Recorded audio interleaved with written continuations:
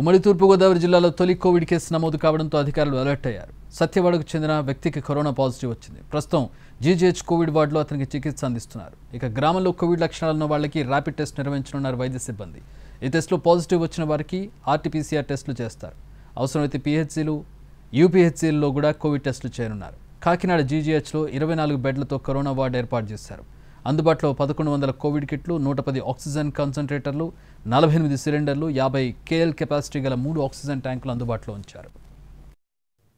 ఉమ్మడి తూర్పుగోదావరి జిల్లాలో మరోసారి కరోనా కేసు నమోదైంది. కే గంగవరం మండలం సచ్చివాడ గ్రామానికి చెందిన 74 ఏళ్ల వ్యక్తికి కరోనా పాజిటివ్గా డిక్లేర్ చేశారు అధికారులు. దానికి సంబంధించి అతన్ని కాకినాడ జీజీహెచ్లో ప్రత్యేక వార్డులో చికిత్స అందిస్తున్న పరిస్థితి. మొత్తం కోవిడ్ కేసుకు సంబంధించి ప్రస్తుతానికైతే ఓన్లీ కాకినాడ జీజీహెచ్లోనే కరోనా ఆర్టీపీసీఆర్ టెస్టులు నిర్వహిస్తున్నారు. అయితే కేసులు నమోదు కావడంతో జిల్లా అధికారులు కూడా ఉమ్మడి తూర్పుగోదావరి జిల్లా వ్యాప్తంగా అధికారులు కూడా ఇటు ర్యాపిడ్ టెస్టులు ప్రతి పిఎస్సీలోనూ అదేవిధంగా యూపీఎస్సీలోనూ కూడా ర్యాపిడ్ టెస్ట్ నిర్వహించాలని అధికారులకు ఆదేశించారు. అదేవిధంగా కాకినాడ జీజీహెచ్లో ప్రత్యేకంగా 23 బెడ్లతో కోవిడ్ వార్డు ఏర్పాటు చేశారు. మరోవైపు రాజమండ్రిలో కూడా ఈ కోవిడ్ వార్డు ఏర్పాటు చేయాలని అధికారులకు ఆదేశించారు. దానికి తగ్గట్లుగానే అధికారులు చర్యలు తీసుకున్న పరిస్థితి. అంటే ఇప్పటికిప్పటికీ ఈ మహమ్మారి తొలి కేసు నమోదు కావడంతో అదేవిధంగా సత్యవాడ గ్రామంలో ఎవరైతే పాజిటివ్ కేసు నమోదైన వ్యక్తి ఉన్నాడో అతనికి, అదేవిధంగా అతని కుటుంబ సభ్యులకి, ప్రైమరీ కాంటాక్ట్స్ ఎవరైతే ఉంటారో అతని కుటుంబ సభ్యులు కావచ్చు, అదేవిధంగా అతని గ్రామస్తులు కావచ్చు, పూర్తిగా గ్రామంలో ఎవరికైనా కోవిడ్ లక్షణాలు ఉన్నాయి, అదేవిధంగా ఇతర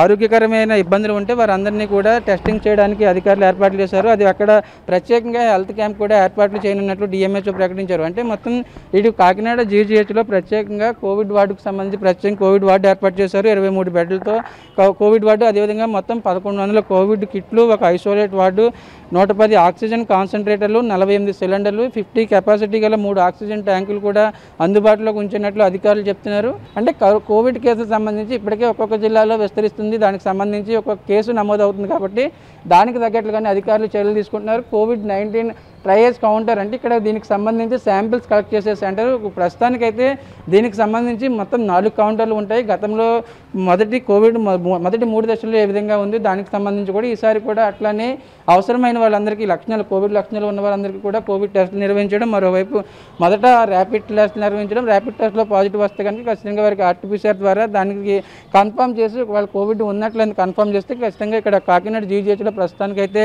ఏదైతే కోవిడ్ వార్డులో ఉన్నారో అక్కడ ట్రీట్మెంట్ అందించడానికి ఏర్పాట్లు చేస్తున్నారు. మరొక వైపు ఈ సత్యవాడ గ్రామానికి సంబంధించి అదేవిధంగా అతని ప్రైమరీ కాంటాక్ట్స్ ఒక ప్రైవేట్ హాస్పిటల్కి ముందుగా అతను వెళ్ళాడు. ప్రైవేట్ హాస్పిటల్లో దానికి సంబంధించి ట్రీట్మెంట్ తీసుకుంటుంటే కోవిడ్ టెస్ట్ చేస్తే కోవిడ్ పాజిటివ్ లక్షణాలు ఉండడంతో దీనికి సంబంధించి ఆర్టీపీసీఆర్ టెస్ట్ నిర్వహించడం.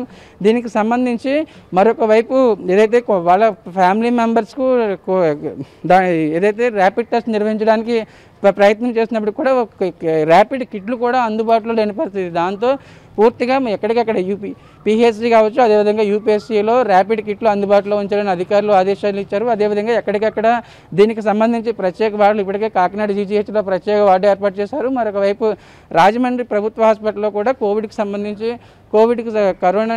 కరోనాకి సంబంధించి ప్రత్యేక వార్డు ఒకవేళ ఎవరైతే బాధితులు ఉంటారో ఒకవేళ ఆర్టీపీసీఆర్ టెస్ట్లో కూడా పాజిటివ్ వస్తే వారికి ట్రీట్మెంట్ అందించడానికి దానికి తగ్గట్టుగా చర్యలు తీసుకోవడానికి అధికారులు ఏర్పాట్లు చేస్తున్నారు. ప్రకాష్తో సాయి సుధీర్ ఎన్టీవీ కాకినాడ నుంచి.